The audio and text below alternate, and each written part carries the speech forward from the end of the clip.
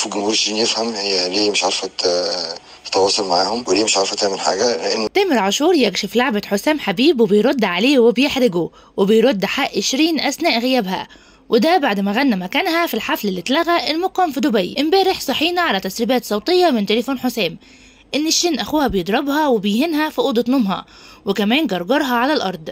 وعلى آخر النهار قال أنا ما قصدتش إن كان الكلام ده حد يسمعه، والحاجات دي اتسرقت من تليفوني. وطبعا أخو شيرين مسكتش، طلع وهدد حسام حبيب باللي هو عمله، لأن حسام قال إن أخو شيرين حرامي وسرقها، وكمان سرق كل حساباتها على جميع منصات التواصل الاجتماعي وباعها دون علمها.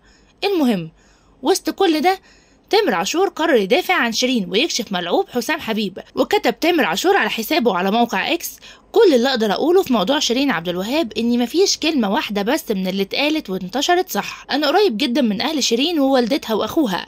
وتابع تامر عاشور وقال: انا برضو بقول لها اني بحبها وكل الدنيا بتحبها وبتحب فنها. اهل شيرين ما ظهروش في حياتها اخر 2-3 سنين. اهل شيرين هم اهل شيرين من زمان. كل نجاحات شيرين كانت وسط اهلها وناسها اللي بيشيلوها من على الارض شيل. يا رب يبعد عنها كل خبيث واناني وفاشل وممثل. وكمل تامر عاشور وقال: هي اطيب منهم كلهم، هي اللي وقعوها في كل مشاكلها.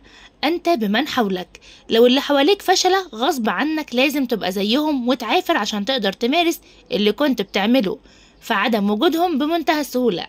واختتم تامر عاشور كلامه وقال: انا اكلت عيش وملح في بيتها وفي بيت امها واخوها، وكان لازم اقول الكلام ده عشان الكلام ده هو الكلام الحقيقي، ولا كلمة من اللي اتقالت او اتسمعت ليها اي اساس من الصحة.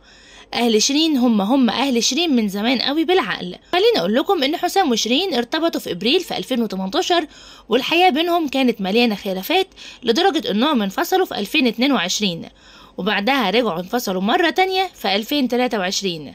واخر حاجة شيرين اعلنت ارتباطها براجل من خارج الوسط الفني.